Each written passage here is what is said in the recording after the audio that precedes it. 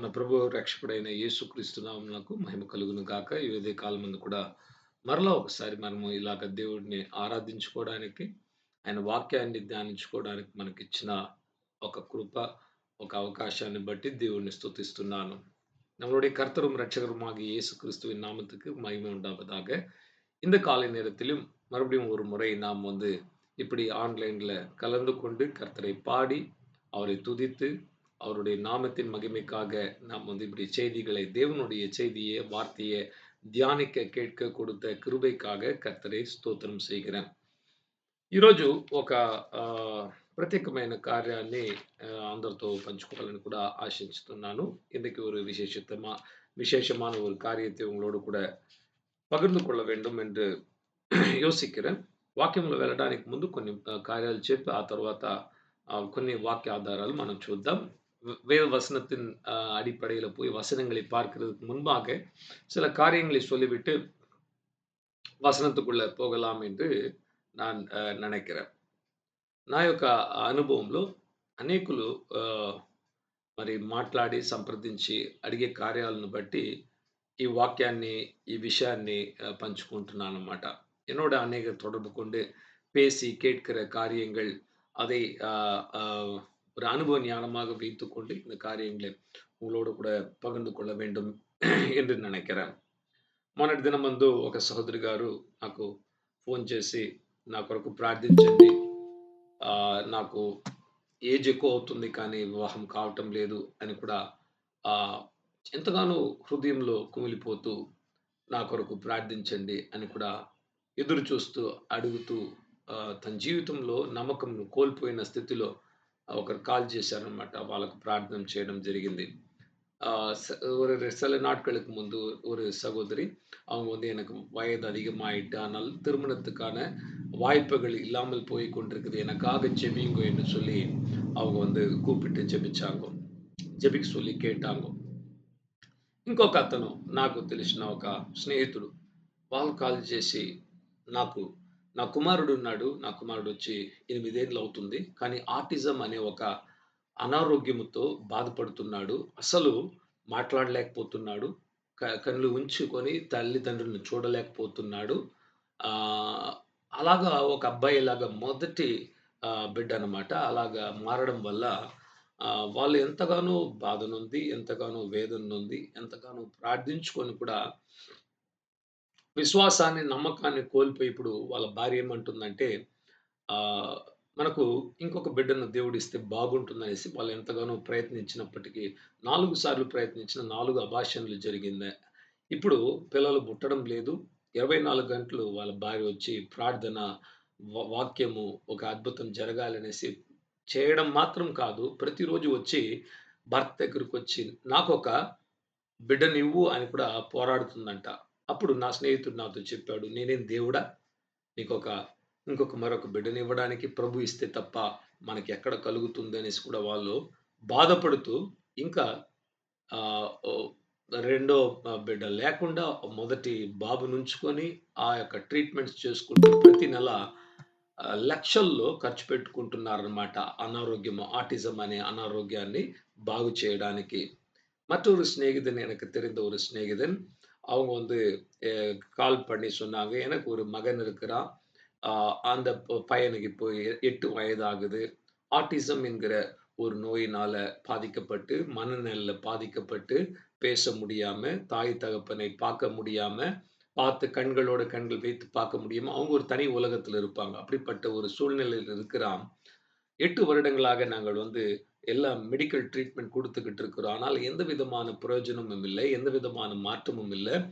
ஆ என்னுடைய மனைவி ஆ அவங்களுடைய மனைவி என்னுடைய சிநேகிதனிடத்துல சொன்னாங்களாம். "சரி இந்த பையன் தான் இப்படி இருக்கிறான், விட்டுறலாம். ஆ நமக்கு வேற ஒரு குழந்தை நம்ம பெற்றெடுக்க முயற்சி செய்யலாம்" என்று 4 முறை முயற்சி செய்து 4 முறையும் அபார்ஷன் ஆயிட்டான். குழந்தை பெற முடியல. இப்ப இரவும் பகலும் அவங்களுடைய மனைவி பைத்தியம் பிடிச்சது போல மாறி, ஜெபம், வேத வசனம் இருந்து கொண்டு எனக்கு ஒரு பிள்ளை வேணும் என்று ஒவ்வொரு நாளும் கேட்கிறாளாம். "எனக்கு ஒரு குழந்தையை நீ தா, எனக்கு ஒரு குழந்தையை நீ தா." அதற்கு என்னுடைய நண்பன் என்னிடத்துல சொன்னான். "நான் என்ன தேவனா? நான் உனக்கு కుழந்தையை கொடுக்க" என்று కూడా சொன்னான். మరొక రండి నా దగ్గరకొచ్చి ఇలా సంప్రదించి చెప్పారు. మేము మా తమ్ముడు ప్రేమించి పెళ్లి చేసుకున్నాడు. వాళ్ళకి ఇద్దరు కుమార్తెలున్నారు కానీ 12 సంవత్సరాలయింది వివాహం చేసుకొని. ఇప్పుడు భార్యేమో విడాకులు కోరుకుంటుంది. అడుగుతుంది విడాకులిస్తే బాగుంటుందనేసి కేస్ జరుగుతుంది. ప్రార్థించండి. ఆ కేస్‌లో ఎలాగైనా తను మనసు మారి కుటుంబం విడిపోకుండా ఏకంగా ఉండాలి అని కూడా ప్రార్థించండి. ఆ కేసు అలా పెట్టడం మాత్రం కాదు.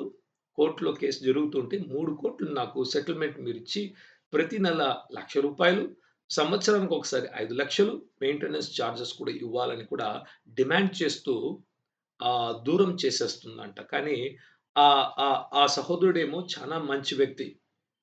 అటువంటి వ్యక్తిని వచ్చి ఊరికే డబ్బుల కొరకు, డబ్బుల ఆశపడి ఏ ఒక్క కారణం లేకుండా విడాకులివ్వాలని కూడా కోరుకుంటూ, వారి జీవితము అల్లకల్లోలమైపోతుంటే, మాకు ప్రార్థించి చెప్పరా ఏం చేయాలని కూడా వాళ్ళు కోరుకుంటున్నారు. எனக்கு தெரிந்த மற்றொரு குடும்பம், அவங்க வந்து அவங்களுடைய தம்பி ஒரு காதலிச்சு கல்யாணம் பண்ணிக்கிட்டாரு. 12 வருஷம் ஆகுது. 2 பிள்ளைங்கோ, 2 குட்டி, குட்டி பசங்கோ. அ பெ பெண் பிள்ளைகள். அவங்களுடைய வாழ்க்கையில நடக்குதுன்னா, இந்த மனைவியா இருக்கிறவங்க வந்து எனக்கு அ டைவர்ஸ் வேணும். எனக்கு உன்னோட இருக்க ப ப விருப்பம் இல்ல. நம்ம பிரிஞ்சிடலாம் என்று சொல்லுகிறது மாத்திரம் கிடையாது. கோர்ட்ல போய் கேஸ் போட்டுட்டு கேஸ்ல வந்து ரூ. 3,00,00,000 நீ வந்து எனக்கு ரொக்கமாக குடுக்கணும். அது மாத்திரம் இல்ல, ஒவ்வொரு மாதமும் ரூ. 1,00,000 மெயின்டனன்ஸ் சார்ஜ் வருடத்துக்கு ஒரு முறை 5,00,000 குடுக்கணும். இந்த பிள்ளைகளை நான் அவங்கள வந்து வளர்க்கும்படியாக நீ குடுக்கணும் என்று சொல்லிக் கொண்டு அந்த பையன் வந்து ரொம்ப நல்ல பையன். அந்த கணவனாக இருக்கிறவர். அவங்க வந்து ரொம்பவும் கவலையில என்ன செய்வது என்று ஆ ఆ! వழి ఇల్లామె இருக்கிறாங்க. మరికొందరైతే నాకు కాల్ చేసి, "మాకు వివాహమై 5 సంవత్సరాలవుతుంది, 10 సంవత్సరాలవుతుంది. మాకొక సంతానము లేదు. మాకొక సంతానం కలిగినట్లు ప్రార్థించండి" అని கூட கோருకుంటున్నారు. இன்னும் சிலர் வந்து கால் பண்ணி கேட்கிறாங்க, "எங்களுக்கு வந்து கல்யாணமாயி, திருமணமாயி 5 வருடம் ஆகுது, 8 வருடம் ஆகுது, 10 வருடம் ஆகுது. எங்களுக்கு பிள்ளைகள் இல்ல. நாங்கள் என்ன செய்ய வேண்டும்? எங்களுக்கு ఉదవి చేయండి" என்று కేక్கிறாங்க. మరొక నా స్నేహితుడు అతనికొచ్చి వివాహమై 2 సంవత్సరాలవుతుంది. ఒక బాబున్నాడు. కానీ భార్య వచ్చి తనతో ఆహ్, ఈ నా స్నేహితునితో కాపురం చేస్తూ ఉంటే కూడా ఇతర ప్రేమ ప్ర ఇతరులను ప్రేమిస్తూ వారితో కూడా సంబంధం ఉంచుకుంటుందని నేనొచ్చి ఇప్పుడు విడాకులివ్వాలా? ఇవ్వకూడదా? విడాకులిస్తే దేవుని చూపులో తప్పవుతుందా? దృష్టిలో తప్పవుతుందా? అలా ఇస్తే నా యొక్క భవిష్యత్తు ఏమవుతుంది? నేనేం చేయాలి? అని ஆலோசிస్తున్నాను. ప్రార్థించి చెప్పరా అని కూడా అడుగుతున్నారు. மற்றொரு சிநேகிதன் எனக்கு தெரிந்த ஒரு நண்பன். அவங்க வந்து கல்யாணமாயி, திருமணமாயி 2 வருஷம் தான் ஆகுது. ஆனா ஒரு குழந்தை இருக்கு. மனைவி வந்து உண்மை இல்லாம வேறு நபர்களோட தொடர்பு இருக்கிறதாக சொல்லுகிறாங்க. அதனால நான் வந்து இப்போ வந்து இந்த இந்த திருமணத்த கலைத்து போட வேண்டுமா? விட்டுவிட வேண்டுமா? இல்லாவிட்டால் இருந்து அப்படி விட்டுவிட்டால் என்னுடைய எதிர்காலம் என்ன? என்று சொல்லி பயந்து கொண்டு, என்ன செய்ய வேண்டும்? ஜெபிச்சு சொல்லுங்கோ என்று கேட்கிறாங்க. మరికొందరైతే కాల్ చేసి, మా ఇంట్లో మా నాన్నకు, అమ్మకు ఇటువంటి క్యాన్సర్ రోగం వచ్చింది. వాళ్ళు డాక్టరేమో 3 నెలలే బ్రతుకుతారు, 5 నెలలే బ్రతుకుతారు, 6 నెలలు ఉంటే గొప్ప అంటున్నారు. కానీ మా అమ్మ లేకపోతే, నాన్న లేకపోతే మేము జీవించలేము. దేవుడు కనికరించి మాకొక అద్భుతం చేయడా ప్రార్థించండి అని కూడా కోరుకుంటున్నారు. சிலர் வந்து கால் பண்ணி கேட்குறாங்க, "எங்க அம்மாவுக்கு, அப்பாவுக்கு கேன்சர் வந்துருச்சு. நாங்க என்ன செய்வது? அவங்க போயிட்டாங்கன்னா, எங்களுக்கு வந்து வாழ்வாதாரம் இல்ல. எங்களுக்கு உதவி செய்யுங்கோ" என்று కదరుகிறாంగ. మరి కొందరు యవ్వనస్తులనమాట. "అన్న మేమొచ్చి అసలు దేవునిలో ఎదగాలని ఆలోచిస్తున్నాము. పరిశుద్ధంగా జీవించాలని ఆలోచిస్తున్నాము కానీ, పాపంలో పడిపోతున్నాము. పాప క్రియల్లో చిక్కుకుపోయాము. తాగుడు అలవాటుకు బానిసలయ్యాము. ఇంటర్నెట్‌లో అపవిత్రమైన వాటిని చూడ్డానికి బానిసలైపోయాము. మరి ఇటువంటి కార్యాల్లో చిక్కుకుపోయాము. ఎలా బయటికి రావడము? ప్రతిసారి దేవుని దగ్గరకొస్తుంటే గిల్టీ‌గా ఫీల్ అవుతున్నాం. ఎందుకంటే నేను పాపం చేశాను. బైబిల్ పట్టుకోవడానికి గిల్టీ ఫీల్ అవుతున్నాను. సంఘానికి రావడానికి నా మనస్సు గుచ్చుతుంది. వాక్యం వింటుంటే నాకెంతో బాధగా అనిపిస్తుంది. దేవుడు నన్ను విడిపిస్తాడా? దేవుడు నన్ను అంగీకరిస్తాడా? దేవుడు నన్ను తీసుకుంటాడా? తన ప్రేమను నా పైన చూపిస్తాడా? ఇంత గొప్ప మహా గొప్ప పాపిని నేను. అసలు దేవుడు నా పాపాలు క్షమించలేడేమో అన్న అటువంటి స్థితికి వెళ్లి నమ్మకం లేని స్థితిలో ఎందరో యవ్వనస్తులు ఉండడము, వారి యొక్క బాధలు వచ్చి చెప్పుకోవడము నేను పర్సనల్‌గా విన్నాననమాట. వాళ్ళ మనసులో దేవుని వద్దకు రావాలని ఉంది. కానీ రాలేక పాపంలో சிக்குக்குపోயாரన్నమాట. அநேக வாலிபர்கள் என்கிட்ட வந்து சொல்லுவாங்க, "நான் சகோதரனே நாங்க வந்து தேவனிடத்துல வரணும்னு நினைக்கிறோம். வேதத்தை வாசிக்கணும்னு நினைக்கிறோம். நாங்க வந்து பைபிள படிக்கணும்னு நினைக்கிறோம். ஜெபிக்கணும்னு நெனைக்கிறோம். பரிசுத்தமா இருக்கணும்னு தான் நெனைக்கிறோம். அப்படிதான் ஒப்புக் குடுக்குறோம். ஆனா, எங்களுடைய பாவத்தில் நாங்க விழுந்துர்றோம். குடிப்பழக்கத்துல சிக்கிக் கொண்டிருக்கிறாங்கோ. இன்டர்நெட்ல ஆபாசமான காரியங்கள பார்க்கிறதுல, மூவிஸ்ல இப்படிப்பட்ட காரியங்கள், அ தவறான தொடர்புகள், இப்படிப்பட்ட காரியங்கள்ல நாங்க சிக்கிக்கிட்டு இருக்கிறோம். எங்கனால வர முடியல. ஆனா வரணும்னு நெனைக்கிறோம். இப்போ அப்படியெல்லாம் செய்றனால தேவனுக்கு முன்பாக வரும்போது குற்றம் உள்ள உணர்வோட இருக்கிறோம். எங்களுடைய அ வாழ்க்கையில வந்து மிகவும் குற்றம் நான் பாவம் செஞ்சுட்டேனே! இந்த பாவத்தை இயேசு மன்னிப்பாரா? தேவன் மன்னிப்பாரா? என் ஜெபத்த கேட்பாரா? நான் வேதத்தை தொடலாமா? நான் வந்து சபைக்கு வரலாமா? எனக்கு வந்து தகுதி இல்லையே என்கிற ஏக்கத்திலே தூரமாகிற அநேக வாலிபர்கள், ஆயிரக்கணக்கான, லட்சக்கணக்கான வாலிபர்கள், கிறிஸ்தவ வாலிபர்கள் அப்படிப்பட்ட சூழ்நிலையில இருக்கிறத வந்து நான் சிலர பார்த்திருக்கேன். ஆனா, அது வந்து நம்ம தெரிஞ்சுக்கலாம். நெறைய பேர் அப்படிப்பட்ட సూழ்நிலையில இருக்கிறாంగో. మరి కొందరైతే ఇలా కాల్ చేసి నేను చదువుకున్నాను.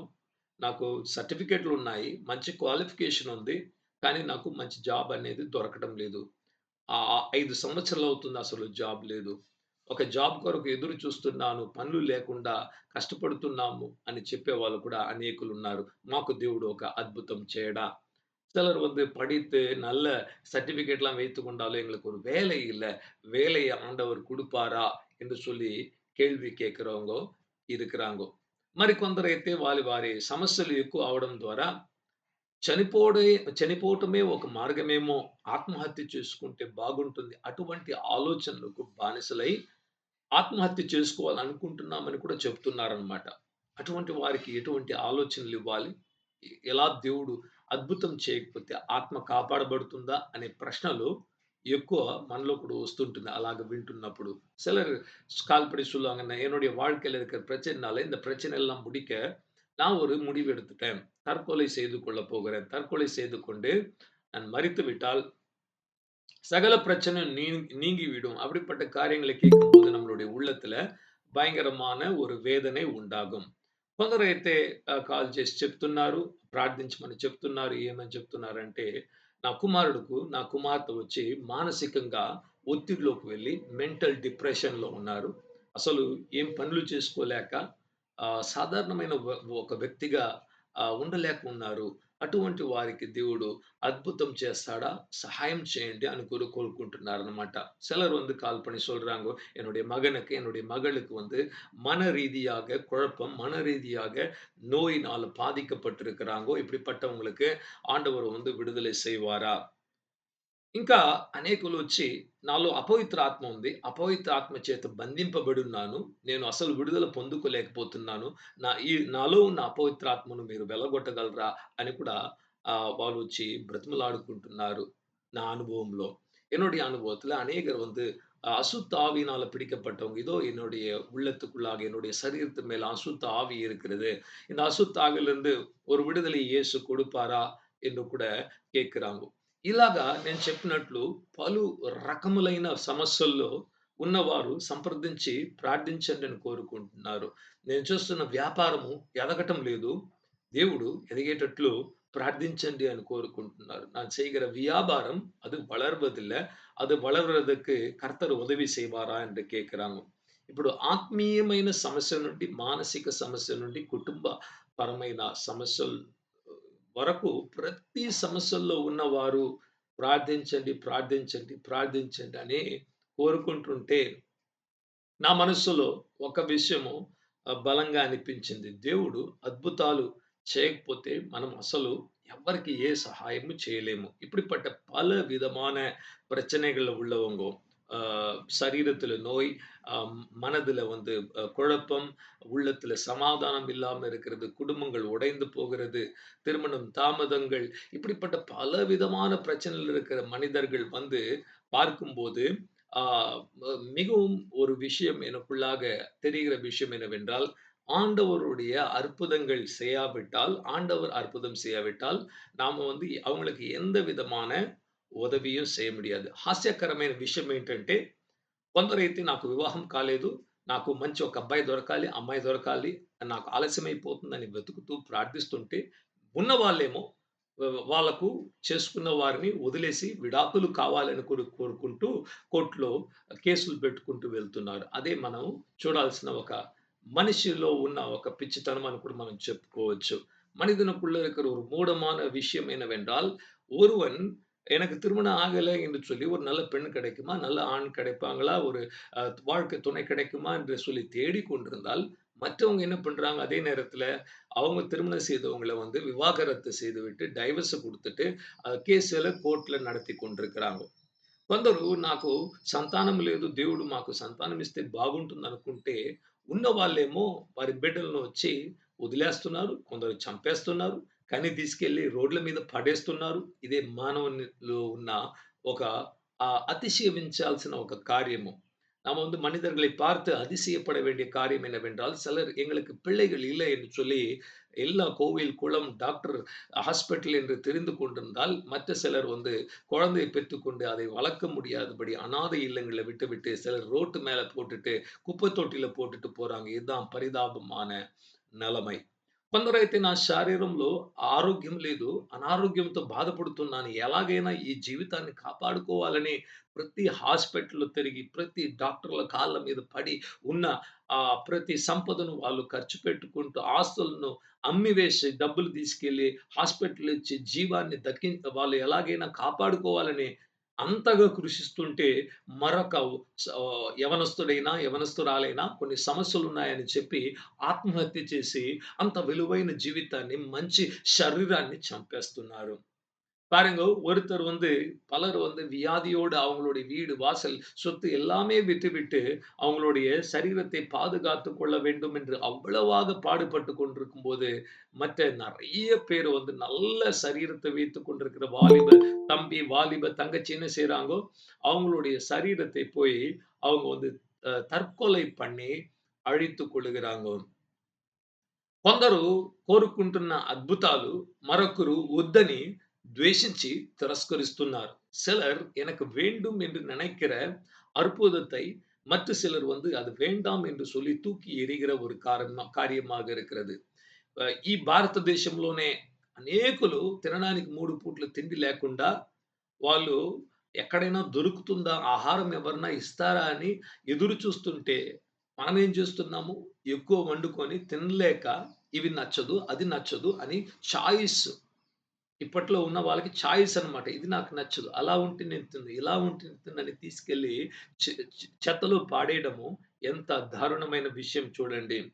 பாருங்க நம்ம இந்தியாவிலே அநேகர் வந்து பசியினால வாடிக்கொண்டு, சாப்பாடு இல்லாம கஷ்டப்பட்டு கொண்டு, 3 வேளை ஆகாரம் இல்லாமல் கஷ்டப்பட்டு கொண்டிருந்தா, நம்ம என்ன செய்றோம்? நெறைய ஆகாரம் இருந்து கொழுத்து இருக்கிறனால, நான் இத சாப்பிட மாட்டேன், அத சாப்பிட மாட்டேன், எனக்கு ருசி இல்லாக்காட்டி சாப்பிட மாட்டேன், இப்படிதான் சாப்பிடுவேன். இதெல்லாம் தூக்கிட்டு போய் குப்பை தொட்டியில போட்டு విడుగుறோం. ఒకడు ఎదురు చూస్తున్న ఆహారము, వాని అద్భుతము మనము తిరస్కరించి పడేస్తున్నామన్నమాట. ஒருவன் எதிர்பார்க்கிற அதிசயம், அற்புதம், எனக்கு ஒரு சாப்பாடு கிடைக்குமா? మற்றొருతన్ அந்த సాపాడై పోడుகிறான், తూకి పోడుகிறான். ఒకడు ఎదురు చూస్తున్న ఒక అద్భుతము నాకొక పని దొరికితే చాలనుకుంటున్నాం. కానీ బాగా పనిలో ఉన్నవాళ్ళు ఈ పని నాకు నచ్చలేదని కూడా దాన్ని రిజైన్ చేసి పాడేస్తున్నారు. நல்ல வேலை கிடைக்கணும் என்று சொல்லி ஒருவன் ஜெபித்துக் கொண்டிருந்தால், நல்ல வேலை இருக்கிறவன் இது பிடிக்கலன்னு சொல்லி அதை விட்டு விடுகிறான். ఇలాగా ప్రతి ఒక్కరు, ప్రతి ఒక్క మానవుడు ఈ భూమి మీద ఉన్న ప్రతి మానవునికి ఏదో ఒక గొప్ప సమస్యల్లో వాళ్ళు ఉన్నారన్నమాట. కొందరికి అన్నీ ఉన్నా మనస్సులో నెమ్మది లేకుండా, నెమ్మదిని కోరుకుంటున్నారన్నమాట. నాకు సంతోషం ఉంటే చాలు, సమాధానం ఉంటే చాలు, మా ఇంట్లో మాకు నెమ్మదిగా పడుకునే మనసు ఉంటే చాలని కూడా కోరుకునే వాళ్ళు ఉన్నారు. நம்ம எல்லாரும் நினைப்போம், பணம் இருந்தா சந்தோஷமா இருக்கலாம். பணம் இருக்கிறவங்க எத்தனையோ பேரு சந்தோஷம் இல்லாம, சமாதானம் இல்லாமல், அ மகிழ்ச்சி இல்லாம ஒரு வீட்ல வந்து படுத்து தூங்க முடியாம பிரச்சனையில இருக்கிறவங்க இருக்கிறாங்க. ఒక 3, 4 సంవత్సరాల క్రితం ఆహ్, ఒక కలను నేను చూశాను. ఆ కలలో ఏమంటే, ఒక గదిలో ఒక ఒక అమ్మగారున్నారు. అమ్మగారొచ్చి నిలబడుకుంటుంటే ఒక పడక వేస్తున్నారనమాట. ఒక ఆహ్, ఆహ్, ఆహ్, ఆ బెడ్ మీద ఒక అబ్బాయి, ఒక 12 ఏళ్ల బాబుండొచ్చు పడుకున్నాడు. నేను అటు వెళ్తుంటే అమ్మ వచ్చి ఏడుస్తుందనమాట. అయ్యా! వచ్చి ప్రార్థించి, నా యొక్క బిడ్డను కాపాడరా మీరు రండి అని ఆమె ఒక ఆహ్వానిస్తుందనమాట. వచ్చి ప్రార్థన చేసి నా బిడ్డను ஸ்வஸ்தப்படுத்தண்டி. ஒரு 4 வருஷத்துக்கு முன்பாக இருக்குன்னு நினைக்கிறேன். ஒரு சொப்பனம் வந்தது. அந்த சொப்பனம் வந்து ஒரு ஒரு தாய் ஒரு ஒரு அறைக்குள்ளாக ஒரு பெட் போட்டுட்டு அந்த பெட் மேல அவங்களுடைய பிள்ளை 12 வயது நிறைந்த ஒரு பையன வந்து படுக்க வச்சிருக்கிறாங்கோ. அவன் நோய்ப்பட்டு விழுந்து கிடக்கிறான். அந்த அம்மா வந்து பார்த்து என்ன கூப்பிடுறாங்க. ஐயா வந்து ஜெபிச்சு என் பையன சுகப்படுத்த மாட்டீங்களா? என்று சொல்லி கேட்கிறாங்க. ఇప్పటికి కూడా ఆ దృశ్యము నా కంటి ముందు నిజంగా జరిగినట్లు కనబడుతుందనమాట. నాకొచ్చి సహాయం చేయరా? అలాంటి ఆ యొక్క దేవుడిచ్చిన ఆ యొక్క కలను నేను గుర్తు చేసుకుంటే, పౌలుకు కూడా ఇలాగే కలిగిందేమో. మాసిదోనియా నుంచి ఒక వ్యక్తి లేచి నిలబడి, మా ఊరికొచ్చి మీరు సువార్తను ప్రకటించరా? రండి అని కూడా పిలుపుని ఇచ్చాడు అని కూడా మనము వాక్యంలో అపోస్తల కార్యంలో చదువుకుంటున్నాము. இந்த சொப்பனம் எனக்கு வந்த சொப்பனத்தை நான் ஒரு முறை ஞாபகப்படுத்திக் கொள்ளும்போது, பவுலுக்கும் இப்படிப்பட்ட ஒரு அழைப்பு தான் வந்திருக்கும். மாசிதோனியாவிலிருந்து ஒரு மனிதன் எழுந்து நின்று, இந்த தேசத்துக்கு வாருங்கள், எங்களுக்கு సువిశేషత சொல்லுங்கள் என்று அவன் కదరి కూపిట్టానాం. ఇవన్నీ కూడా ఎందుకు చెప్పానంటే, ఇటువంటి సమస్యలు కలిగిన వారు మీ చుట్టూ ఉన్నారు, నా చుట్టూ ఉన్నారు. మనందరూ పక్కన ఉన్నారనమాట. సమస్యలతో ఎదురు చూస్తున్న వారు, వాళ్ళకొక అద్భుతం కావాలని ఎదురు చూస్తున్న వాళ్ళు. இப்படிப்பட்ட சூழ்நிலையில இருக்கிறவங்க உலகம் முழுவதும் இருக்கிறாங்க. உங்களை சுற்றிலும், என்னை சுற்றிலும் இருக்கிறாங்க. కొన్ని మార్లు మనకు కూడా అటువంటి సమస్యలు ఉండడం ద్వారా మనం కూడా దేవుని యొద్ద ప్రార్థిస్తున్నాము, అడుగుతున్నాము. சில நேரங்கள்ல அப்படிப்பட்ட பிரச்சனைகள் நமக்கு வரும்போது, நம்ம குடும்பத்துல வரும்போது கூட நாம் வந்து జెబితు మనం అనేక కార్యங்களை కేట్టుకొంటున్నాం. ఇప్పుడు ఒక వాక్యాన్ని చదువుకుందాం. దీనికి దేవుడిచ్చిన పరిష్కారం ఏంటంటే చూద్దాం. ఆండవర్ என்ன வழியை கொடுத்திருக்கிறார் என்று பார்ப்போம். 1 కొరింథీయులకు రాసిన పత్రిక 12వ అధ్యాయము 10వ వాక్యము చదువుకుందాం. 1 కొరింథియర్ 12வது அதிகாரம் 10வது వచనத்தை వాసిపోం. తీసుకున్నవారు చదవండి. இந்த வசனத்தை எடுத்துக்கொண்டவங்க நீங்க வாசிக்கும்படியாக கேட்டுக்கொள்கிறேன். 1 కొరింథీయులకు రాసిన పత్రిక 12వ అధ్యాయము 10వ వచనము. 1 కొరింథియర్ 10வது அதிகாரம் 12வது వచనం. Okay. To another, the working of miracles. Please. வேறொருவனுக்கு அற்புதங்களை செய்யும் சத்தியமும் வேறொருவனுக்கு தீர்க்க தரிசனமும் உரைத்தலும் வேறொருவனுக்கு ஆவிகளை பகுத்தறிதலும் வேறொருவனுக்கு பற்பல பாஷைகளை பேசுதலும் வேறொருவனுக்கு பாஷைகளை வியாக்கியானம் பண்ணுதலும் அளிக்கப்படுகிறது. ఇవన్నీ చాలండి. Thank you. ఇప్పుడు మనం చదువుకునే వాక్యము మీరు చూసినట్ల ఒకనికి అద్భుతాలు చేసే వరము, మరొకనికి ప్రవచించే వరము, ఆత్మలను విభజించి ఆత్మలను కనుక్కునే వరము, అన్య భాషల వరము, అన్య భాషలకు వ్యాఖ్యానం చేసే వరం అని కూడా చెప్పబడి ఉన్నది అన్నమాట. ఇక్కడ ముఖ్యంగా మనము దాని పైగా ఉన్న వాక్యాన్ని 9వ వాక్యాన్ని చూసినట్ల విశ్వాసమునిచ్చే వరము ఒక ఆత్మ చేత, మరొకనికి స్వస్థతలు చేసే వరము కూడా ఇవ్వబడి ఉన్నది అని కూడా చెప్పబడుతున్నదనమాట. ఈరోజు మనం మాట్లాడుకున్న ఇన్ని సమస్యలు మాట్లాడ్డాం. ఒక సంతానము నుండి, వివాహం నుండి, మరి విడాకులు,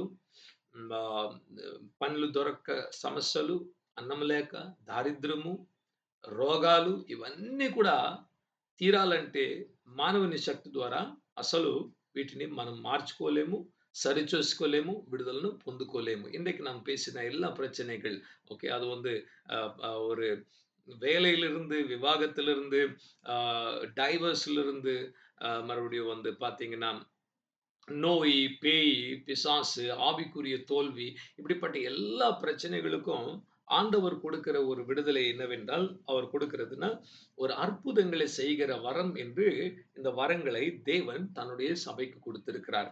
ఎవరికిచ్చారండి దేవుడు ఇటువంటి ఆత్మీయమైన వరాలంటే దేవుని బిడ్డలకు, దేవుని నమ్ముకున్న వాళ్ళకి, యేసుక్రీస్తుని నమ్ముకున్న వారికి, యేసుక్రీస్తు సంఘం అని చెప్పుకున్న వారు ప్రతి ఒక్కరు ఇటువంటి శక్తిని నొందిన వారుగా, బాధల్లో ఉన్నవారు, ఇబ్బందుల్లో ఉన్నవారు, ఇరుకుల్లో ఉన్న వారికి మనము సహాయం చేయడానికి దేవుడు మనకి ఇటువంటి వరాలు ఇచ్చాడన్నమాట. யாருக்கு இந்த வரங்களை கொடுத்தார்? இயேசு கிறிஸ்துவின் சபையாக இருக்கிற சரீரம். அப்படி என்றால் நீங்களும் நானும் விசுவாசிக்கிற யாவருக்கும் இப்படிப்பட்ட வரங்களை ஆண்டவர் கொடுக்கிறார். பரிசுத்த ஆவியானவர் கொடுக்கிறார். ஏன் கொடுக்கிறார்? மற்றவங்களுக்கு நாம் உதவி செய்யும்படியாக, மற்றவங்களுக்கு தேவனுடைய அன்பை காட்டும்படியாக, మற்றவங்களுக்கு దేవునుடைய విడుదలే கொண்டு வரும்படியாக. మరి ముఖ్యంగా అద్భుతాలు చేసే వరం. అద్భుతం అంటే ఏంటండి? ప్రకృతిలో నార్మల్‌గా జరగనిది జరిగితేనే అద్భుతం. జరిగేవి జరిగితే అద్భుతం కాదు. కొన్ని న్యాచురల్ లాస్ ఉన్నాయి. ఆ న్యాచురల్ లాస్‌ని వచ్చి సూపర్‌సీడ్ చేసుకొని, సూపర్ న్యాచురల్ లాస్ క్రియేట్ చేసినప్పుడే అద్భుతాలని జరుగుతుందనమాట. ప్రతిరోజు ఎప్పుడు జరుగుతుందంటే జరగదు. కానీ దేవుడు ఎప్పుడు ఆయన స్టెప్ ఇన్ చేసిన ఎడల, ఒక విషయంలో, ఒక సమస్యలో మనం చిక్కుకుపోయినప్పుడు ప్రభువు ఆయన అడుగుపెట్టి తన హస్తాన్ని చాచినప్పుడు అద్భుతాలు జరుగుతాయి. ஆண்டவர் ஒரு விஷயத்தை அற்புதம் என்றால், இயற்கையில நடக்க முடியாது, நடக்காது என்று சொன்ன காரியம் நடப்பது தான் అద్భుతం. நடக்கிற காரியம் நடந்து கொண்டா అద్భుతం கிடையாது. ఇప్పుడు చూడండి, ఒక డాక్టర్ వచ్చి ఒక సర్జరీ చేసి బాగు చేస్తుంటే అద్భుతం కాదు. అది వచ్చి సైన్స్. అది వచ్చి ఒక న్యాచురల్ ప్రాసెస్. ఇలా చేయాలి, ఈ మందులు పెట్టాలి, ఇది పెడితే ఇది బాగవుతుంది. అది కూడా మంచిదే. కానీ అది అద్భుతం కాదు. ఏ డాక్టర్ సహాయం లేకుండా ఒక పెద్ద క్యాన్సరు గడ్డ మరుగైపోయిందనుకోండి, అప్పుడు అది అద్భుతం అని చెప్పొచ్చు. అది బయటకొచ్చేసిందంటే అద్భుతం అని చెప్పొచ్చు. பாருங்க, இப்போ ஒரு டாக்டர் அறுவை சிகிச்சை செய்து ஒரு கட்டி எடுத்துட்டாங்கன்னா, அது அற்புதம் கிடையாது. அது மெடிக்கல் சயன்ஸ். ஆனால் ஆண்டவர் ஒருவருக்கு ஜெபிக்கும்போது அற்புதமாக அந்த கட்டி வெளியில விட்டது, விழுந்து விட்டது என்றால் ஒரு అద్భుతం. ఏఏ యాలెన్ అని ఒక దేవుని సేవకుడు అమెరికా దేశంలో 1940, 50 ఆ సంవత్సరాల్లో హీలింగ్ రివైవల్స్ జరిగినదనమాట. అప్పట్లో ఒక గొప్ప ఉద్యమం అమెరికా దేశమంతా స్వస్థత ఉద్యమం జరిగింది. ఆ స్వస్థత ఉద్యమంలో దేవుడు అనేకులను ఉపయోగించుకున్నాడు. ఆ అనేకుల్లో ఒకరొచ్చి ఏఏ యాలెన్ అని చెప్పబడిన దేవుని సేవకుడు. ఆయన ఒకానొకప్పుడు తన పుస్తకంలో చెప్తున్నాడు. ప్రార్థిస్తూ ఉండగా ఒక సహోదరి గారు చెప్పారంట, నేను బాత్రూమ్‌కెళ్ళాలని పరిగెత్తుకుంటూ వెళ్లి వామిట్ తీసినప్పుడు ఇంత పెద్ద గడ్డ వచ్చి కింద పడిపోయిందంట నోటి నుండి. గొంతులో ఉన్న క్యాన్సర్ గడ్డ బయటకొచ్చి ఆటోమేటిక్ పడింది. మరి జీవితాంతం క్యాన్సర్ లేకుండా ఆరోగ్యంగా ఇది అద్భుతం. ఏ ఒక్క మనిషి ముట్టుకోకుండా, ఏ ఒక్క మనిషి చేయకుండా, క్యాన్సర్ అంటే ఇప్పట్లో కూడా డాక్టర్ల చేతిలో ఉంచినా, చేసినా మరలా, మరలా వస్తూ ఉంటుందన్నమాట. అది నయం అవ్వదు. అదే మనకు తెలిసిన విషయం. ఏ ఒక్క వ్యాధి కూడా నయం కావడం లేదు. షుగర్ వస్తే బాగా కాదు, కంట్రోల్ చేసుకోవాలి. కల బీపీ వస్తే కంట్రోల్ చేసుకోవాలి.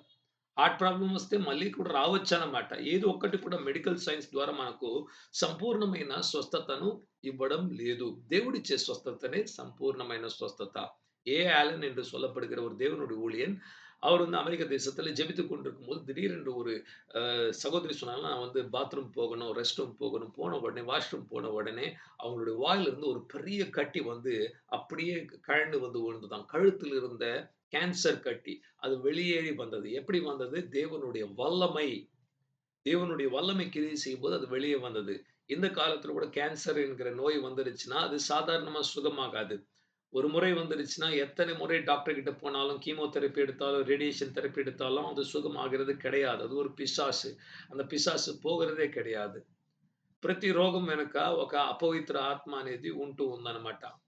యేసుక్రీస్తు రోగములతో పీడవబడిన వారు ఎలా పీడవబడ్డారంటే, అపోస్తల కార్యము 10వ అధ్యాయము 18వ వాక్యాన్ని మీరు చదువుకున్నట్ల, సాతాను చేత పీడవబడిన ప్రతి అనారోగ్యములో ఉన్న వారిని యేసుక్రీస్తు పరిశుద్ధాత్మతోను, శక్తితోను నింపబడిన వారిగా స్వస్థపరుస్తూ, విడుదల పరుస్తూ వచ్చాడు అని కూడా దేవుని వాక్యం మనకు సాక్ష్యం ఇస్తున్నది. ఆ వాక్యం నుంచి మనం తెలుసుకోవాల్సిన విషయము, ప్రతి అనారోగ్యము వెనక అపవిత్రాత్మ, సాతాను ఆత్మ, అపవిత్ర ఆత్మ, దుష్ట శక్తులు ఉన్నాయని మనం తెలుసుకోవాలి. అందుకే అనారోగ్యం వస్తే అనారోగ్యాన్ని మనం గద్దించాలి. యేసు నామమందు నా శరీరం నుంచి వెళ్ళిపో సాతానా నీకు అధికారం లేదు.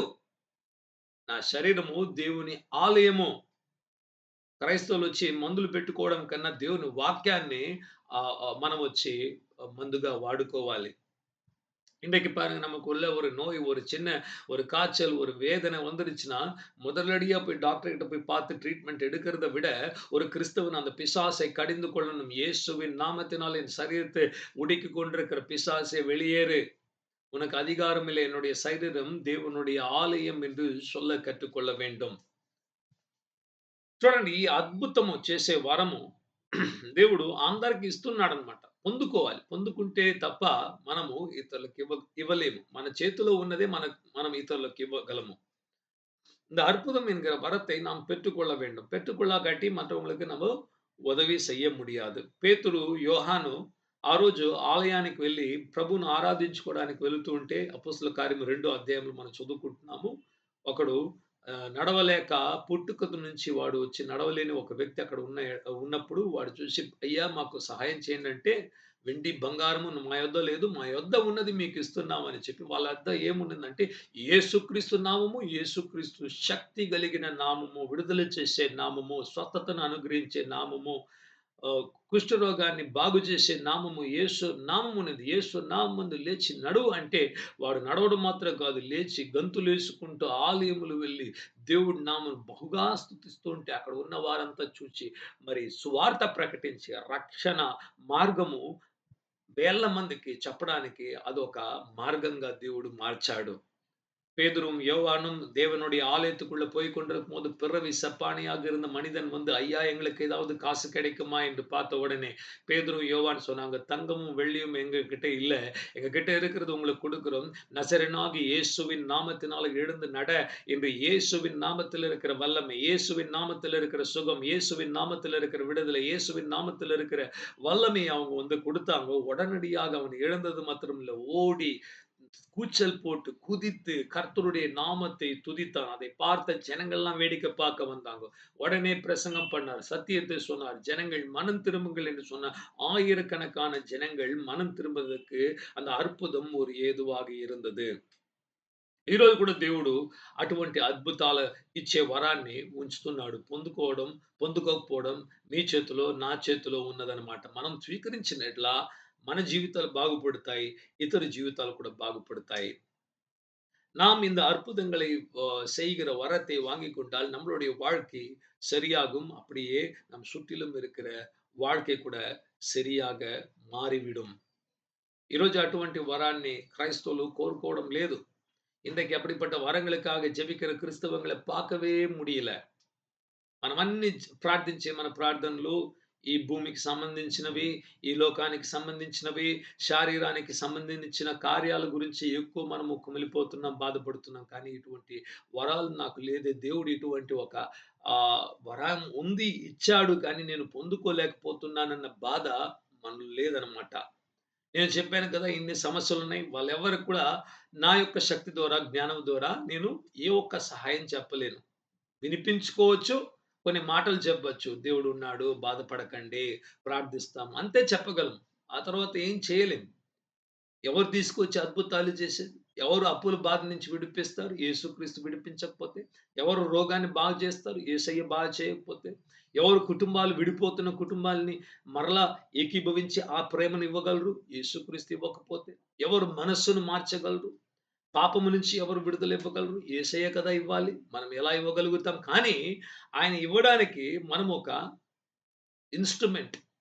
మనల్ని దేవుడు ఉపయోగించుకోవాలి. మన ద్వారా ఆ కార్యాలు జరిగినప్పుడు దేవుడున్నాడనియో, దేవుని వెతకు వారికి ఆయన మంచి బహుమతులు ఇస్తున్నారని మనం కూడా తెలుసుకుంటాము. ఉన్న వాళ్ళంతా కూడా సజీవుడైన దేవుడు ఉన్నాడని కూడా ప్రజలు గ్రహించడం అనేది జరుగుతుందనమాట. நாம் இந்த அற்புதங்களை செய்கிறது வந்து வரத்தை பெற்றுக்கொண்டு நம்ம மூலமாக ஆண்டவர் மற்றவங்களுக்கு அற்புதங்களை செய்ய ஆரம்பித்து விட்டால், வியாதிகளை சுகப்படுத்த ஆரம்பித்து விட்டால், உடைந்து போன குடும்பங்களை மறுபடியும் ஒன்றாக்கி விட்டால், தனிமையா இருக்கிறவங்களுடைய வாழ்க்கையில தனிமையை நீக்கி விட்டால், அப்போது என்ன நடக்கும் என்றால், தேவன் இருக்கிறார். தேவனை தேடுகிறவர்களுக்கு அவர் பதில் அளிக்கிறார் என்று நாமும் அறிந்து கொள்ளலாம். மற்றவங்களும் அறிந்து கொள்ள ஏதுவாக இருக்கும். ఈరోజు అటువంటి వరము ఒకటి ఉన్నదని మనకు 1 కొరింథీయులు 12 అధ్యాయము మొట్టమొదటి వాక్యం చెప్తున్నాడు. ఇటువంటి ఆత్మీయమైన వరాల గురించి మీరు తెలుసుకోక ఉండటం నాకు ఇష్టం లేదు. It is not good for you to not to know about these gifts. Not to know means not to be without getting it.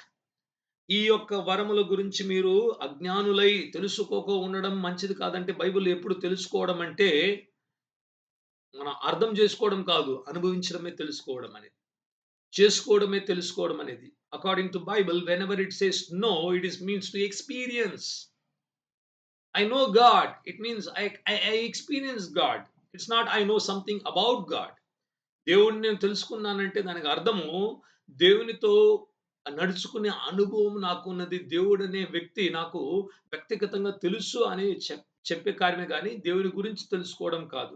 இப்ப கர்த்தரை நான் அறிகிறேன் என்று சொல்லும்போது, கர்த்தரை வந்து கர்த்தரை குறித்து அறிந்து கொண்ட காரியம் இல்ல. அவரோட கூட எனக்கு అనుభవం இருக்கிறது. ఈ విషయాన్ని మనం బాగా అర్థం చేసుకోవాలంటే ఆదికాండము 4 అధ్యాయము 1 వాక్యాన్ని మీరు చూసినప్పుడు అక్కడ ఆదాము హవ్వను తెలుసుకున్నాడు, లేకపోతే ఎరిగాడు అని రాయబడింది. ఎరిగాడంటే అక్కడ చూసి హవ్వని అర్థం చేసుకోలేదు. వాళ్ళిద్దరూ భార్యాభర్తలుగా ఏకీభవించినప్పుడే కయీను అనే బిడ్డ వాళ్ళకు వివాహం ద్వారా పుట్టడం జరిగింది. இங்க பாருங்க, ஆதியாகமம் 4ஆம் அதிகாரம் 1வது வசனத்த பார்க்கும்போது, ஆதாம் ஏவாளை அறிந்தான் என்று சொல்லும்போது, அவங்கள பத்தி தெரிஞ்சுக்கிட்டு இல்ல. அவங்களோட உறவு வைத்துக் கொள்ளும்போது தான் அவங்களுக்கு ஒரு குழந்தை பிறந்தது. అదే విధంగా దేవుణ్ణి ఎరిగాను అని చెప్పినప్పుడు దేవునితో సంబంధం ఉంచుకోవడము, దేవుని ఆత్మ మన ఆత్మ ఏకీభవించడము, ఆ విషయమే దేవుణ్ణి ఎరగడం అని కూడా బైబిల్ మనకు అనుభవ జ్ఞానంగా చెబుతున్నదన్నమాట. ஆதாம் எப்படி ஏவாளை அறிந்து கொண்டானோ அதே போலதான் நாம் தேவனை அறிந்து கொண்டோம் என்றபோது நம்மளுடைய ஆவியும் தேவனுடைய ஆவியும் இசைந்து ஒன்றாக மாறி நமக்குள்ளாக காரியங்கள் நடக்கிறது. అదే విధంగా ఇప్పుడు దేవుని ఈ యొక్క వరాన్ని మీరు తెలుసుకోవాలంటే అనుభవించాలండి. పొందుకోవాలి. మన జీవితంలో జరగాలి. అప్పుడే మనం చెప్పగలము. నేను ఆత్మీయమైన వరాలను ఎరిగి ఉన్నాను. நம்மளுடைய வாழ்க்கையில ஆவிக்குரிய வரங்களை நான் அறிந்து கொண்டேன் என்றால், அந்த 9 வரங்களை குறித்து படிக்கிறது யாரோ பிரசங்கம் பண்ணதில்லை. நம்மளுடைய வாழ்க்கையில రుచి பார்க்கணும். రుచి చూచి తెలుసుకొనుము యెహోవా ఎంత మంచి దేవుడని కూడా వాక్యం చెప్తున్నది. ஆண்டவருடைய வசனம் சொல்லுது, ருசி பார்த்து அறிந்து கொண்டேன். கர்த்தர் நல்லவர் என்று நான் தெரிந்து கொண்டேன். ప్రేమైన దేవుని బిడ్డలారా, ఈ యూరోప్ దశాబ్దంలో అందరూ ధనాన్ని, బంగారాన్ని, వెండిని, ఇల్లు, ఆస్తి, డబ్బులు మరి ప్రతి విషయాన్ని కోరుకుంటున్నారన్నమాట. கோருకోని விஷயம் అంటూ ఏది లేకుండా అన్నీ కోరుకుంటున్నాం. அன்பானவர்களே, இந்த 21ஆம் நூற்றாண்டுல நமக்கு கேட்கக்கூடிய காரியங்கள், நாம் விரும்பக்கூடிய காரியங்கள் எதுவுமே இல்ல. எல்லாரும் பணம், பொருள், தங்கம், வெள்ளி, வீடு, வாசல், కారు, బంగ్లా ఇదేதான் విரும்பிக் கொண்டிருக்கிறாங்க. ఎలా ఉంటుందంట చివరి దినాలు? నోహు దినముల్లో ఉన్నట్లు ఉంటుంది మనుష్య కుమారుడు వచ్చే దినాలని కూడా యేసుక్రీస్తు ప్రభు మనకు చెప్పడం జరిగింది. ஆண்டவராகிய இயேசு கிறிஸ்து சொன்னார், எப்படி இருக்கும் கடைசி நாட்கள்? నోవావిన్ కాలంలో இருந்தது పోల. నోహ కాలంలో ఏం చేశారంట? తిన్నారు, తాగారు, ఇల్లు కట్టుకున్నారు, వివాహాలు చేసుకున్నారు, పెళ్లిళ్ళు చేసుకున్నారు. ఇవే జరుగుతున్నాయి తప్ప వేరేం జరగలేదు. நோவாவின் காலத்தில் நடந்து வீடு வாசல்களை கட்டுகிறது, தோட்டங்களை வைப்பது, துறவுகளை வைப்பது, திருமணம் செய்வது, பெண்ணை கொடுப்பது, பெண்ணை எடுப்பது, புசிப்பது, குடிப்பது, ఉల్లాసமாக இருக்கிறது. அந்த காரியங்கள் தான் ఇందైక్యం நடந்து కొంటుంది. చివరి దినాలు ఎలా ఉంటాయంటే సొదొము గొమొరాలో జరిగినట్లు ప్రపంచవ్యాప్తంగా జరుగుతుంది. మగోళ్ళతో, ఆడోళ్ళు ఆడోళ్ళతో వివాహం చేసుకొని అసహ్యమైన వాటిని సిగ్గు లేక అందరి ముందు వచ్చి మేము భార్యాభర్తలు అని చెప్పుకునే దినాలు వస్తాయని యేసుక్రీస్తు ప్రభు ముందుగా సొదొమ గుమొరాలో జరిగిన విషయాలను చెప్తుంటే, ఈరోజు ఎల్‌జీబీటీ అనే ఒక కమ్యూనిటీ అనే వాళ్ళు వచ్చి ఇప్పుడు మగోళ్ళతో వివాహం చేసుకుంటున్నారు. ఆడోళ్ళతో వివాహం చేసుకుంటున్నారు. అటువంటి కార్యం గురించి అసహించుకోవడం లేదు. గొప్పగా కూడా చెప్పుకుంటున్నారు. వాళ్ళ హక్కుల కొరకు పోరాడుతున్నారు. இன்னைக்கு பாருங்க, ஆண்டவர் சொன்னது போல சோதோம் குமராவின் நாட்கள்ல போல என்னுடைய வருகையின் நாட்கள் இருக்கும் என்று சொன்னார். சோதோம் குமரால் நடந்தது என்ன? ஆணோட, பெண்ணோட திருமணம் செய்து கொண்டு ஒருவரோடு ஒருவர் உறவு வைத்துக் கொண்டு அன்பு கூறுகிறோம், நேசிக்கிறோம், காதலிக்கிறோம் என்று சொல்லுகிற ஒரு காரியம். அது உலகம் எல்லாம் வரும் என்று ஆண்டவராகிய இயேசு சொன்னார். நான் வருகிற நாட்கள்ல சோதோம் குமராவின் நாட்களைப் போல இருக்கும் என்று சொல்லி. இன்றைக்கு நீங்க பார்த்தீங்கன்னா, உலகம் எங்கிலும் இருக்கிறவங்க இப்போ ஆண் ஆணோட திருமணம் செய்றாங்க. பெண் பெண்ணோட திருமணம் செய்றாங்க. அவங்க வந்து ஒருத்தர ஒருத்தர் நேசிக்கிறேன்னு சொல்றாங்க. அது மாத்திரம் இல்லாம, அதை பகிரங்கமாக இன்றைக்கு சொல்றாங்க. ஒரு காலத்துல மறைத்து வைத்து இருக்கலாம். இப்போ பகிரங்கமா சொல்லி, அவங்களுடைய எங்களையும் நீங்க வந்து ரெகக்னைஸ் பண்ணணும். எங்களுக்கும் நீங்க வந்து சட்டத்தின்படி எங்களுக்கு நெறைய உரிமைகள குடுக்கணும்னு சொல்லி போராடி கொண்டிருக்கிறாங்க. அதை குறித்து ఎదుத்து పేసినా అది చట్టத்துకు విరోధమైన కుట్రం என்று కూడా சொல்லுகிறாங்க. కొన్ని దేశాల్లో ఇటువంటి కార్యాలను ఇలా ప్రసంగిస్తే అరెస్ట్ చేసే పరిస్థితులు జరుగుతాయి. ఎందుకంటే వాళ్ళని అవమానించినట్లు, వారిని దూషించినట్లు హేట్ స్పీచ్ ఒక ఒక ఒక విధమైన ప్రజల్లో విభజనను తెచ్చే ఒక వాక్యాలు మాట్లాడారని కూడా చెరసాల్లో పడేసే కొన్ని కొన్ని దేశాలున్నాయి. ఆ దేశాల్లో ఏ పాస్టర్ గాని ఇలా ధైర్యంగా మాట్లాడలేరు. ఎందుకంటే మన దేశంలో అటువంటి చట్టాలు లేవు గనుక మనం మాట్లాడుతున్నాం. అలాంటి చట్టాలు వచ్చిన యెడల ప్రజలు మీద పడి మరి ఎలా మమ్మల్ని ఇలా మీరు దూషిస్తారు? మమ్మల్ని ఎలా పాపులని చెప్తారని కూడా వాళ్ళు ఎదిరించే దినాలు కొన్ని రోజులైతే మనం మనం మ మరి మన భారతదేశంలో కూడా వచ్చేస్తుందేమో. ఇంక కొన్ని రోజులు అందరూ మగోళ్ళు పెళ్లి చేసుకుంటుంటారు. ఆడోళ్ళు చేసుకుంటుంటారు. చూడండి అలాంటి దినాలు భారతదేశంలో కూడా రాబోతుంది. ఇంకా మగోళ్ళు పెళ్లి చేసుకోవడం మానేసి మొగోళ్ళు, ఆడోళ్ళు చేసుకొని ఇంకా సంతానాన్ని కనకుండా అటువంటి దుష్ట దినాలు వస్తున్నాయి. జాగ్రత్త పడాలి మనము. சில நாட்கள்ல போச்சுன்னா, நம்ப இந்தியால கூட வந்துரும். ஆண் ஆணோடு திருமணம் செய்வது, பெண் பெண்ணோடு திருமணம் செய்வது, ஆணுக்கும் பெண்ணுக்கும் இருக்கிற உறவை விட்டுவிட்டு, தேவன் கொடுத்த உறவை விட்டுவிட்டு வித்தியாசமாக செய்து, இப்படிப்பட்ட காரியங்களை விரோதமாக பேசினால், இவங்களை நீங்க வந்து சிறைசாலைல போடணும், இத தண்டிக்கணும் என்று சொல்லப்படுகிற காலங்கள் கூட வந்து கொண்டிருக்கிறது. ఇటువంటి దినాల్లో జీవించుతున్న మనము కోరుకోవాల్సింది ఇప్పుడేంటంటే మనకు కావాల్సింది ఆత్మీయమైన వరాలు, ముఖ్యంగా అద్భుతము చేసే వరము. இப்படிப்பட்ட காரியங்களை செய்யும்போது, நாம் விரும்ப வேண்டிய காரியம், நாம் கேட்க வேண்டிய காரியம், ஆண்டவர் கிரியை செய்ய வேண்டிய காரியம், அற்புதங்களை செய்கிற வரம். முக்கியமாக நம்ம அற்புதங்களை செய்கிற வரத்தை ஆண்டவர்கிட்ட நாம் கேட்கணும். కేளுங்கள் కొడుపేన్ என்று சொன்னார். కేటా కుడుతురువారు. అడుగుడి ఇవ్వబడును అని చెప్పిన దేవుని యొద్ద మనము ఆసక్తితో అడిగిన యెడల ప్రభువు ఖచ్చితంగా ఇచ్చును. நாம் வந்து உறுதியாக நாம் வந்து விரும்பி கேட்டால் ஆண்டவரே இப்படிப்பட்ட வரங்கள் எங்களுடைய வாழ்க்கையில கிரியை செய்யணும், நாங்க ఉదவி చేయணும் என்று கேட்கும்போது నిశ్చయமாக இந்த వరంగల్ క్రియ చేయు. చివరిగా నాకు కలిగిన ఒక చిన్న ఆత్మీయమైన అనుభవాన్ని మీతో పంచుకుంటూ, ఆ తర్వాత మనం ప్రార్థించుకుందాం. கடைசியாக ஒரு சின்ன ஆவிக்குரிய அனுபவத்த உங்களோட பகிர்ந்து கொண்டு, அதுக்கு பிறகு நான் வந்து మనం జెபிக்கலாம். ఇంతకుముందు చెప్పింటాను. తెలిసిన వారు తెలియనట్లు నటించండి. తెలియని వారు కొత్తగా వినండి. దేవుడు మిమ్మల్ని ஆசீர்வதிస్తాడు. ஏற்கனவே நான் சொல்லியிருக்கிறேன். கேட்டவங்க வந்து தெரியாது போல நீங்க நடிச்சு கேட்டுக்கொள்ளுங்க. కేకాదవங்க పుదిదాక నీకు కేకుముడియాగ నేను అన్బోడ వేండుకొల్లుகிறேன். ఏంటంటే ఒకరోజు నిద్రపోతూ ఉంటే పొద్దున్న 3 గంటలైనప్పుడు ఉదయాన ఒక స్వరము నాతో మాట్లాడడం జరిగిందనమాట. 2022లో 2022வது ஆண்டுல ஒரு நாள் நான் உறங்கிக் கொண்டிருக்கும்போது, காலை நேரத்துல ஒரு குரல் என்னோட அது வந்து பேச ఆరంభిత్తది. మొట్టమొదటిగా అదే మొదటిసారి అటువంటి స్వరం వినుతున్నాను కనుక నేను అర్థం చేసుకోలేకపోయాను. లేచి కూర్చొని పక్కన చూసాను. ఎవరైనా మనతో మాట్లాడుతున్నారంటే అందరూ వాళ్ళు నిద్రపోతున్నారన్నమాట ఇంట్లో. அது முதல் முறையாக இப்படிப்பட்ட ஒரு குரல் பேசுகிறதுனால என்னால வித்தியாசம் கண்டுபிடிக்க முடியல. ஒரு மனிதனுடைய குரல் போல இருந்ததுனால நான் எழுந்து உட்கார்ந்து வீட்ல இருக்கிறவங்கள பார்த்தேன். யாராவது நம்மளோட பேசுறாங்களா என்று பார்க்கும்போது யாரும் పేసల. అలా కూర్చున్నప్పుడు మరలా ఆ స్వరము నాతో అనేక విషయాలు మాట్లాడడం జరిగిందనమాట. நான் அப்படி வந்து உட்கார்ந்து அந்த குரலின் சப்தத்தை கேட்கும்போது అనేక விஷயங்கள அந்த కురల్ வந்து పేస ఆరంభిత్తది. దాదాపు ఒక 1:30 గంట సేపు ఆ స్వరము దేవుని స్వరము నాతో మాట్లాడట, నా యొక్క ఆత్మ ఆయనతో మాట్లాడడం అనేది జరిగింది. నా పెదవులైతే కదలలేదు, నా నోరైతే కదలలేదు, శబ్దమైతే రాలేదు. నా ఆత్మ సంభాషించను దేవుడు ఆత్మ ఆయన స్వరముతో నాతో మాట్లాడారనమాట. கிட்டத்தட்ட 1 1/2 மணி நேரமாக ஆண்டவர் பேசினார். ஆண்டவருடைய குரல் பேசினது. என்னுடைய ஆவியும் பேசினது. என்னுடைய உதடும், என்னுடைய வாயும் அசையவில்லை. என்னுடைய வாயிலிருந்து శబ్దం வரவில்லை. ஆனால் ஒருவரோடு ஒருவர் பேசிக் கொண்டிருந்தோం. అలాగా మాట్లాడుతున్నప్పుడు అది మొదటిసారి జరిగింది. రెండో సారి జరిగిన అనుభవంలో అలాగే మాట్లాడాడు. అప్పుడు నాకు తెలిసింది ప్రభువు మాట్లాడుతున్నాడు. సరిగ్గా 3, 3:30 ఆ సమయము లేచి కూర్చున్నాను. ప్రభువா மாట్లాடுறதை வின்ட்டுனான்னு கூட చెప్పాను. அது முதல் முறையாக அப்படி 1 1/2 மணி நேரம் பேசினாங்க. அதுக்கப்புறம் 2வது முறை பேசும்போது எனக்கு தெரிஞ்சிருச்சு ஆண்டவர் பேசுறாருன்னு சொல்லி எழுந்து உட்கார்ந்து கர்த்தாவே பேசும் என்று கேட்டேன்.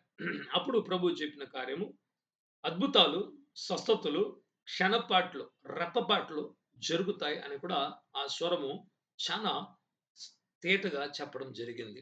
அந்த குரல் ரொம்பவும் தெளிவாக சொல்ல ஒரு காரியம் என்னவென்றால், அற்புதங்களும், சுகங்களும் ஒரு நொடி பொழுதுல நடக்கும் என்று கூட சொல்லப்பட்டது நான் కేటాను. అప్పుడు నా యొక్క ఆత్మ ప్రశ్నించెను. ప్రభువా ఎలాగ ఒక్క క్షణంలో చేయగలరు? ఒక ఒక ఒక రోజని చెప్తే కూడా పర్లేదు. ఒక 6 నెలల్లో చేస్తానంటే పర్లేదు. అంత గొప్ప సమస్య. అందరూ బాధపడుతున్నారు. ఎలా ఒక్క క్షణంలో అద్భుతాలు, ఒక క్షణంలో స్వస్థతలు జరుగుతాయని నేను తెలియక ప్రశ్నించాను. நான் ஆண்டவருடைய அந்த வார்த்தைக்கு நான் வந்து கேள்வி கேட்டேன். ஆண்டவரே, ஒரு நொடி பொழுதில எப்படி அற்புதம் நடக்கும்? ஒரு நொடி பொழுதில எப்படி சுகம் நடக்கும்? 1 நாள்ல நடக்கும், 1 வருஷத்துல நடக்கும், ஒரு 6 மாதத்துல நடக்கும்னா, நம்ம வந்து நம்பலாம். ஆனா, ஒரு సెకండ్‌లో நடக்கும்னா எப்படி? అప్పుడు దేవుని స్వరము ఎటువంటి సమాధానం ఇచ్చిందంటే, అద్భుతాలు చేసే వరం, స్వస్థతను అనుగ్రహించే వరము. ఎప్పుడైతే క్రయ చేస్తుందో అప్పుడు క్షణపాట్లు అద్భుతాలు, స్వస్థతలు జరుగుతాయి అని కూడా అప్పుడు దేవుడు మాట్లాడితే అప్పుడే నాకు అర్థమైంది. ఓకే. ఆ వరము దేవుడిచ్చే వరము ఆపరేట్ అయినప్పుడు ఏమవుతుందంటే ఒక సెకండ్‌లో వీల్ చైర్‌లో కూర్చున్న వాళ్ళు లేసేస్తారు. ఒక క్షణములో నడవలేని వాళ్ళు నడుస్తారు. ఒక క్షణంలో గుడ్డి కళ్ళు తెరవబడతాయి. చెవులు వినబడుతాయి. మాట్లాడలేని వారు మాట్లాడగలుగుతారు. మరి మానసికంగా ఒత్తిడిలో ఉన్నవారు విడుదలను పొందుకుంటారు. అప్పుల బాధలు తీరిపోతాయి. స్వస్థతలు వస్తాయి. స్థ ఎటువంటి విషయమైనా జరగని కొన్ని సంవత్సరాలుగా జరగని విషయాలు కూడా ఆ ఒక సెకండ్‌లో దేవుడు క్రియ చేసినప్పుడు ద్వారములు తెరవబడుతాయని కూడా అర్థం చేసుకున్నా. ஆண்டவர் சொன்னாரு, "எப்படி நடக்கும் தெரியுமா? ஒரு நொடி பொழுதில் அற்புதங்களும், அற்புதங்களை செய்கிற வரமும், சுகங்களை அளிக்கிற வரமும் கிரியை செய்யும்போது தான் அது நடக்கும்." అలా అని చెప్పి దాంతో వదిలేయకుండా ప్రభు నాతో మాట్లాడిన విషయం ఏంటంటే, అద్భుతాలు చేసే వరాన్ని, స్వస్థతలను అనుగ్రహించే వరాన్ని నువ్వు కోరుకొని, ఆసక్తితో ఎదురు చూచి, విశ్వాసముతో ప్రార్థించు అని కూడా చెప్పాడు. ஆண்டவர் வந்து அதோட முடிக்காம அவர் சொன்னாரு, "அற்புதங்களை செய்கிற வரமும், சுகம் அளிக்கிற வரத்தை காக நீ வந்து நாடி, விரும்பி, ஊக்கமாக ஜெபி" என்று கூட ஒரு ఆలోచనని కుడుతారు. అప్పుడు ఆలోచన చూడండి ప్రభు ఏం చెప్తున్నాడు, ఇటువంటి వరాన్ని పొందుకోవాలంటే ఆత్మీయమైన విషయాన్ని దేవుడు అలాగే ఇచ్చేసాడు. ఈ లోకంలో కోట్లు కూడా ఇచ్చేస్తాడు. కానీ ఆత్మీయమైన వరము దానికంటే విలువైంది కనుక ఆయన ఇవ్వడం వచ్చి కొద్దిగా ఆలస్యం అవుతుంది. చూస్తాడు వీళ్ళు నిజంగా పొందుకోవాలన్న మనస్సు ఉందా అని. ఎలా అంటే ఆసక్తితో, ఎదురు చూస్తూ, విశ్వాసంతో గట్టిగా ప్రార్థించినప్పుడు దేవుడు ఇస్తాడంట. நாம் வந்து எதிர்பார்த்து உறுதியாக விரும்பி நாடி ஜெபிக்கும்போது அவர் இந்த வரங்களை கொடுப்பாராம். ఇప్పుడు నేను చివరిగా అర్థం చేసుకుందంటే ఏంటంటే, ఎవరికి సహాయం చేయాలంటే కూడా ఇటువంటి దేవుడిచ్చిన వరాలు లేకుండా మనం చేసినట్ల వాళ్ళ జీవితాల్లో ఎటువంటి మార్పు రాదు. ఎందరో మన చుట్టూ ఉన్నారు. వాళ్ళందరూ ఎదురు చూస్తున్నారు. మీ వైపు చూస్తున్నారు. సహాయం చేయండి. సహాయం చేయండి. సహాయం చేయండి. మనము సహాయం చేయగలము. దేవుని యొద్ద నుంచి పొందుకుంటే ఇతరులకు ఇవ్వగలము. పొందుకోవడానికి మీరు నేను సిద్ధమా? అని మనం ఒక్కసారి తెలుసుకోవాలి. మనం ఏం చేయబోతున్నాం మన జీవితంలో అని. ஆண் நம்மை சுற்றிலும் இருக்கிற ஜனங்கள் இப்படிப்பட்ட பிரச்சனைகளால நெருக்கப்பட்டு நம்மை நோக்கி பார்த்து கொண்டிருக்கிறாங்க. எங்களுக்கு உதவி செய்ய மாட்டீங்களா? நம்ம உதவி செய்ய முடியும். எப்படி ஆண்டவர்கிட்ட இருந்து அந்த உதவியை வாங்கிக் கொண்டு மற்றவங்களுக்கு உதவி செய்ய முடியும். அதை உதவி செய்ய போகிறோமா? இல்லையா? பெற்றுக்கொள்ளப் போகிறோமா? இல்லையா? அது உங்களுடைய கைகளிலும், என்னுடைய கைகளிலும் இருக்குது. దేవుడి వాక్యాన్ని దీవించును గాక ప్రార్థించుకుందాం. Let's pray. நம்ம ஜெபிக்கலாம். கர்த்தர் இந்த வசனங்களை ஆசீர்வதிப்பாராக.